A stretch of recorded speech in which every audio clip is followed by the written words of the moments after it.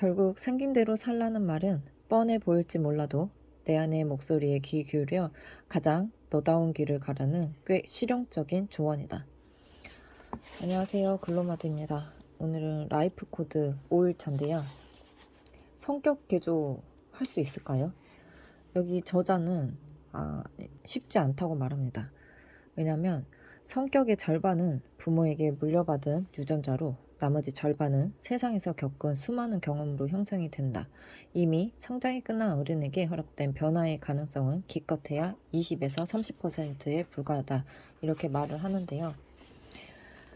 우리는 자신의 성격이 가진 강점과 편안함은 당연시하면서 다른 사람의 성격이 지닌 매력과 장점은 유독 특별하고 남다르게 보며 부러워한다.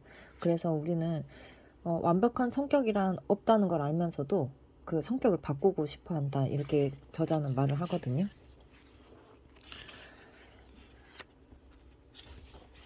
그러면서 저자는 20에서 30%의 변화 가능성은 여전히 남아있으며 우리는 이 소중한 변화의 여지를 충분히 그리고 효과적으로 활용할 수 있다고 하는데, 이 긍정적 변화의 과정을 위로 향하는 계단에 비유해서 저자는 승리의 나선이라고 말합니다. 타고난 승자의 유전자가 없더라도 의식적인 노력으로 긍정적인 경험을 쌓아가면 누구나 성공을 향한 상승 곡선을 그릴 수 있다는 의미라고 하는데요. 이런 식으로 한번 작은 성과들을 얻다 보면 승리의 기쁨을 얻고 자신감도 붙고 이렇게 계속 선순환이 이어진다는 거죠.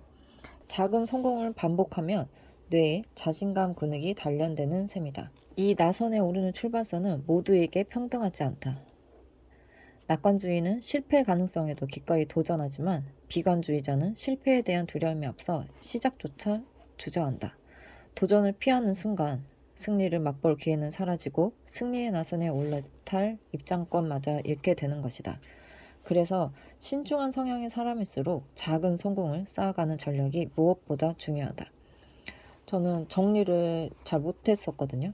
집이 어지럽 있으니까 다 정리를 하고 싶은 거예요. 근데 그게 쉽지가 않으니까 계속 스트레스를 받고 너무 부담스럽거든요, 정리를 한다는 게. 그런데 제가 올해 한 가지 잘한 게 있다면 하루 한 가지, 한 파트만 딱 정해서 그 부분만 정리를 시작했거든요. 그랬더니 나도 정리를 잘하는 편이네? 이런 생각이 들더라고요. 그래서 이 저자의 말이 너무 공감이 됐어요. 반면에 승리에 나선 반대는 패배의 함정이라는 게 있는데, 아까 그림과는 좀 반대죠. 이렇게 한번 실패를 맛보다 보면 나는 역시 안 돼. 이게 내가 할 수 있는 게 아니었어. 이런 식으로 계속 안 좋은 면만 보다 보니까 악순환이 반복되는 건데, 이 패배의 함정이 가장 무서운 이유는 변화하려는 의지를 꺾는다는 점이라고 저자는 말합니다. 그렇다면 이 패배의 함정에서 어떻게 벗어날 수 있을까? 저자는 환경에 답이 있다고 합니다. 같은 사람이라도 어떤 환경에 놓이느냐에 따라 천재가 될 수도 낙오자가 될 수도 있다고 하는데, 환경이 바뀌면 사람이 바뀐다고 합니다. 패배의 함정에서 벗어나는 첫걸음은 바로 현재의 자신 상황을 냉정하게 진단하는 일이라고 말합니다. 환경이 문제라면 단호히 결단해서 그 환경을 벗어나려고 해야 되고, 만약 내면의 변화가 필요하다면 전문가의 손길을 빌리라고 말합니다. 그리고 새로운 환경을 찾을 때는 지기만 보고 섣불리 결정하기보다는 전체적인 성격과 가치관을 먼저 고려해서 선택하는 전자는 강조합니다.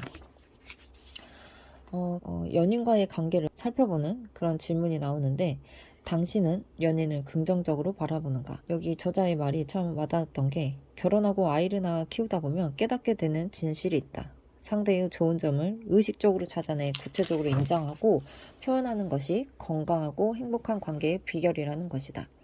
행복은 의식적인 노력을 필요로 한다. 여기 두 번째 질문인데, 생각만 하는 것이 아니라 말로 표현하는가? 일상 속에서 자연스럽게 표현되는 진심 어린 존중과 따뜻한 감사, 그리고 사소한 애정 표현이다. 그러고 보니까 애기 낳고 보니까 모든 중심이 다 애기예요. 남편도 소중하다는 걸 알지만 1차적으로는 제가 늘 아이만, 그리고 남편도 마찬가지예요. 저 대신 아이를 먼저 챙겨야 되니까 서로의 관계에서 조금 이제 순위가 밀렸죠. 그러다 보니까 의식적으로 표현하는 거, 이게 제일 중요하다고 생각이 됐어요. 이게 정말 중요한 것 같더라고요. 성격 궤절한 자신을 완전히 다른 사람을 바꾸는 작업이 아니다. 오히려 자신의 본질을 더 깊이 이해하고 그 위에 필요한 능력을 더해가는 과정이다. 나는 이런 사람이니 이렇게 살아야만 해 라는 운명론에도, 그리고 나를 완전히 바꿔서 성공할 수 있어, 이런 강박에도 갇히지 말라고 하면서 내가 가진 고유한 강점을 어떻게 더 잘 활용할 수 있을까? 이 복잡한 세상에 유연하게 대처하기 위해 어떤 새로운 능력을 갖춰야 할까? 나와 다른 성격의 사람들로부터 어떤 지혜를 배울 수 있을까? 이런 질문을 통해서 우리의 고유색을 잊지 않으면서도 더욱 풍성하고 다채로운 존재로 성장할 수 있다고 여기 저자는 말을 하는데요. 당신은 지금 승리의 나선을 타고 있는가? 어떤 상태에 있든 중요한 것은 오늘 당장 당신의 승리의 나선을 위해 시작할 수 있는 아주 작은 행동 한 가지는 있다는 것이다. 거창하고 대단한 것일 필요도 없다. 오늘 당신의 삶을 아주 조금이라도 더 다채롭고 긍정적으로 만들 수 있는 작지만 의미 있는 행동 하나를 찾아 지금 당장 실천해 보는 것은 어떨까?